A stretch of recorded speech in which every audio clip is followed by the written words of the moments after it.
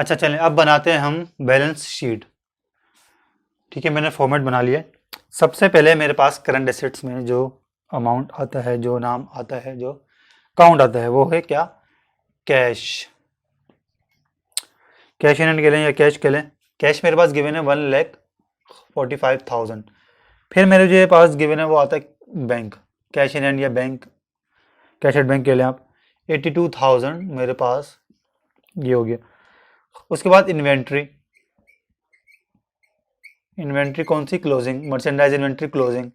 आपने जाके टिक करना है एडजस्टिंग एंट्रीज में, आपने जाके जो मर्चेंडाइज इन्वेंट्री में डेबिट में लिखवाई थी ना, उसको टिक कर ले। ये वाली अमाउंट है। कितनी अमाउंट थी? 1,36,000। इसका दूसरा पार्ट जो क्रेडिट पार्ट था वो कहाँ गया था? आपको मैंने बताया था कि वो इनकम स्टेटमेंट में कॉस्ट ऑफ गुड्स सोल्ड में जो माइनस हुआ था क्लोजिंग के नाम पे, वो था। ठीक है। अच्छा ये भी हो गया हमारे पास। अब आपने लिखना है रिसीवेबल, रेंट रिसीवेबल। ये कहाँ से आया? एंट्री जाएं जरा देखें, एक एंट्री आ रही होगी, रेंट रिसीवेबल डेबिट और रेंट इनकम क्रेडिट 20,000। जी ये वही है। रिसीवेबल ना मेरा एसेट है। उसके बाद मेरे पास अकाउंट्स रिसीवेबल बिल्कुल है, तो मैं ये भी ले लेता हूँ। अकाउंट्स रिसीवेबल कितना है मेरे पास? अकाउंट्स रिसीवेबल में बस है 2,90,000 रुपये। ये भी हो गया। उसके बाद मुझे क्या गिवन है? उसके बाद कोई प्रीपेड है मेरे पास? बिल्कुल। कितना अमाउंट है प्रीपेड का? 13,000। ये एंट्री में नहीं है, सॉरी ये क्वेश्चन में नहीं है, एंट्री में। तो आप इसको भी जाके टिक कर लें, डेबिट में आ रहा कोई। इन सबको हम टोटल करें तो मेरे पास टोटल करंट एसेट्स कितने हो गए? अब मैं भी इसको टोटल कर लेता हूँ।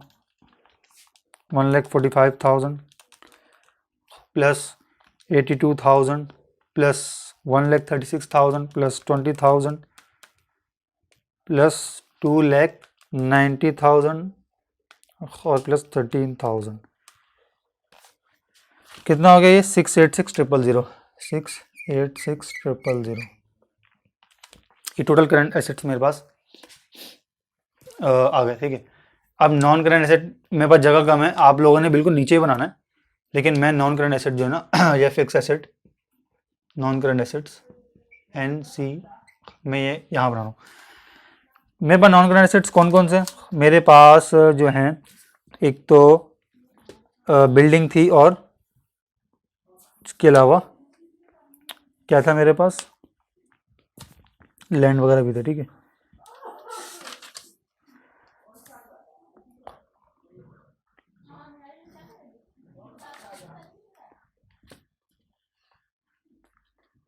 अच्छा एक हमारे पास जो है वो सही है। कितना मैंने ले लिया? ये मैंने सबसे पहले ले लिया अपने पास बिल्डिंग। बिल्डिंग की अमाउंट थी 6,40,000। इसमें से लेस करूँगा मैं अलाउंस फॉर डेप्रिसिएशन 64,000। तो मेरे पास ये कितना अमाउंट आ जाएगा? 6,40,000 माइनस 64,000, तो 576,000 नेट बुक वैल्यू, NBV यानी कि नेट बुक वैल्यू। उसके बाद मशीन की अमाउंट थी मेरे पास 4 लाख, लेस करूँगा अलाउंस फॉर डेप्रिसिएशन 40,000, तो जो मेरे पास आएगा वो आएगा 3,60,000। इसी तरह से मेरे पास एक लैंड भी गिवन है। अच्छा लैंड का अमाउंट है 2 लाख रुपए।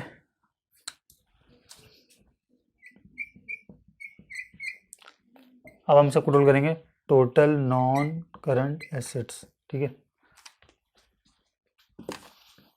ये सब कितने हो जाएंगे? 576,000 प्लस 3,60,000 और प्लस 2 लाख, तो ये मेरे पास हो गया 11,36,000। ठीक है।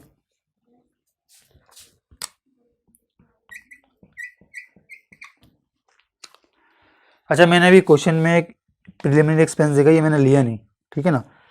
तो हमारे पास जो फिगर आ रही थी, कितनी आ रही थी, इसको हम एक काम करेंगे, मैं आपको बताऊंगा अभी इसमें आपने क्या करना है, ठीक है।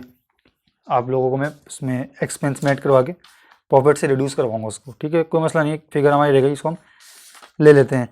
ये हमारी नज़रों में आया ही नहीं, निकल गया। अच्छा, इसके बाद टोटल एसेट्स अगर हम देख लें तो 1136000 प्लस 686000, मेरे पास जो एसेट्स आ रहे हैं वो आ रहे हैं 1822000। टोटल एसेट्स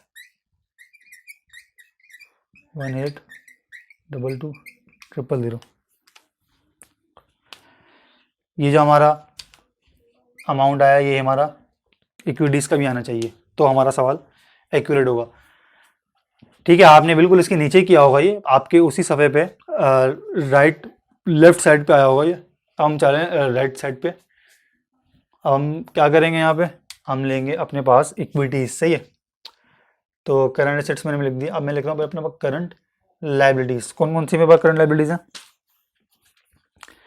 अच्छा, करंट लाइबिलिटीज़ मेरे पास अकाउंट्स पेबल आ रही है। पहले तो अकाउंट्स पेबल का अमाउंट कितना है, 1,26,000।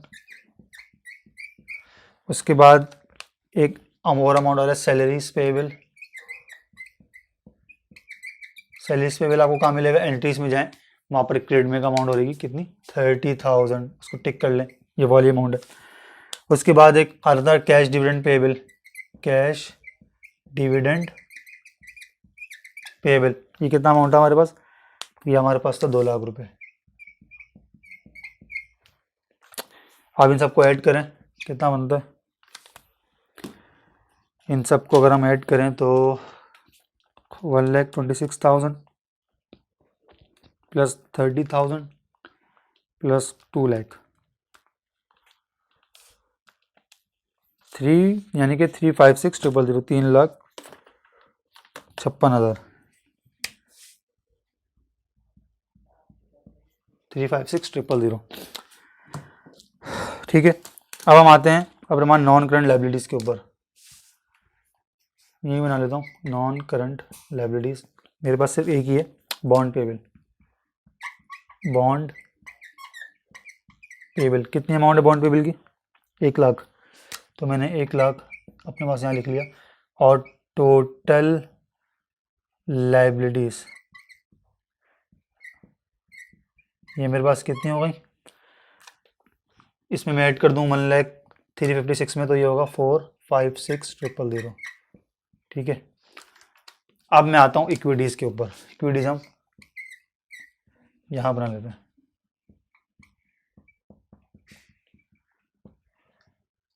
इक्विटीज़ में सबसे पहले मैं जो लूँगा वो लूँगा अपने पास, क्या लूँगा, कैपिटल, ठीक है। कितना है मेरे पास कैपिटल, कैपिटल जो मुझे गिवन है, ऑथोराइज कैपिटल हम लिखेंगे, लेकिन ये हमारा कैलकुलेशन का पार्ट नहीं होगा।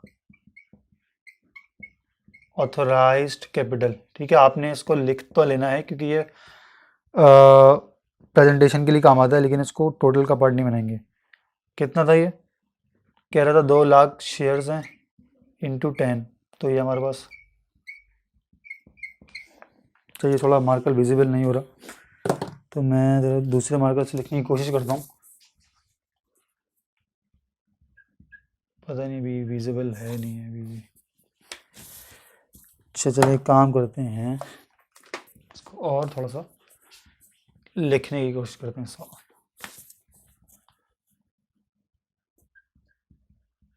ठीक है।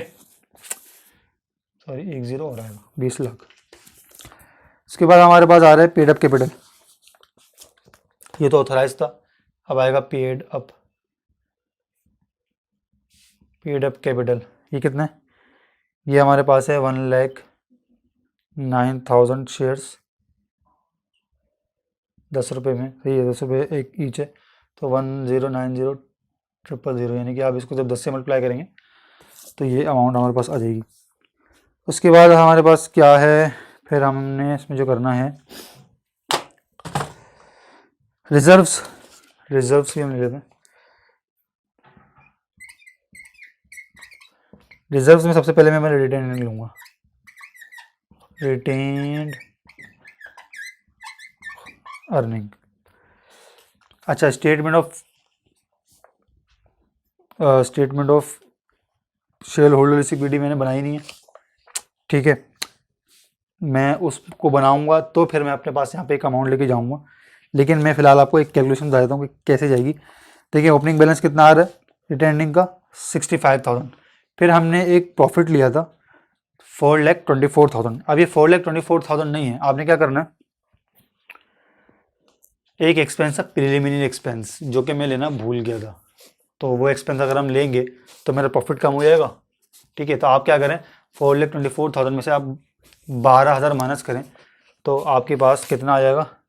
अच्छा 65 तो मेरे पास ओपनिंग है, फिर 4,24,000 में से 12 गया तो ये हो जाएगा 4,12,000, सही है।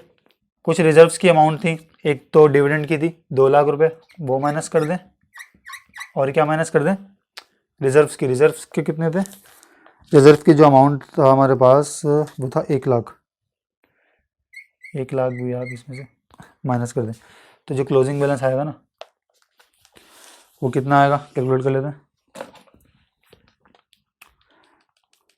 65,000 प्लस 412,000 माइनस 2 लाख और माइनस 1 लाख तो ये मेरे पास कितना आ रहा है,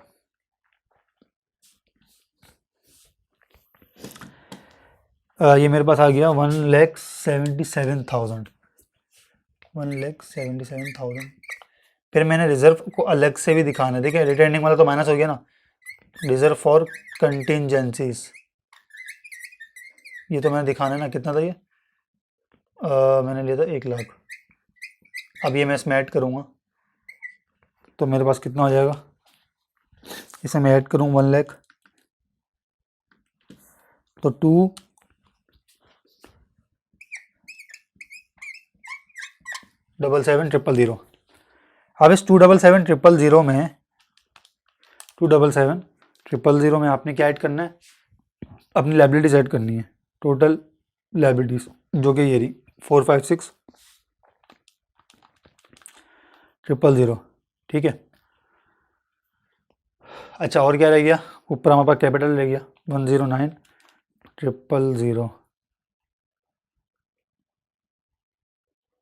109,000। अच्छा हमारे पास क्या क्या रह गए हैं, रिटर्निंग भी रह गया, नहीं रिटर्निंग तो हो गया। हम किसको लेंगे अभी, हमने लेनी है एक तो ये लेनी है जो ये हो गई 456,000, और क्या हो गया हमारे पास, ये कितना अमाउंट था, शेयर्स कितने थे, ठीक है 1,09,000 और 2,77,000।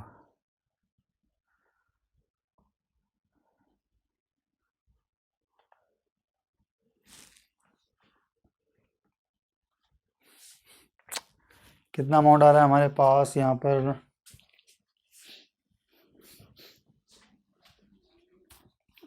दो मिनट ज़रा देख लेते हैं अगेन कि कौन सी अमाउंट कहाँ पे रह गई है। देखें हमारा जो टाई होगा ना वो होगा 1,822,000, ठीक है।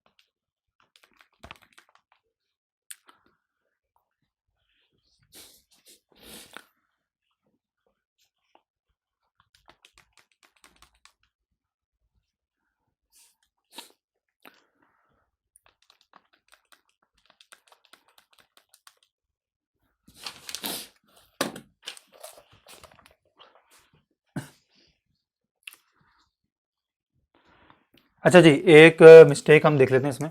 क्या मिस्टेक थी हमारे पास? जो है ना, ये था 145,800, ठीक है। और अमाउंट जो थी 82,600, ये आप करेक्ट कर ले, ये अमाउंट गलत लिख ली थी। अच्छा, इसके अलावा 4,12,400, सही है, ये हमारा फिगर हो जाएगी। तो हम जब इसको ऐड करेंगे तो ये कितना हो जाएगा? 177,400, सही है। कितना हो जाएगा इसको देख लेते हैं। ये हमारे पास हो जाएगा 65,000 प्लस 4,12,400 माइनस 2 लाख और माइनस 1 लाख, तो ये हो जाएगा 177,400, सही है। और इसमें जब मैं इसको ऐड करूँगा तो ये हो जाएगा 277,400, सही है। अच्छा, ये जो मेरे पास अमाउंट आएगी टोटल एसेट्स की, ये भी आप देख लीजिए कितनी आएगी। 1136,000 प्लस 686,600, 686,600 प्लस 1136,000, ठीक है।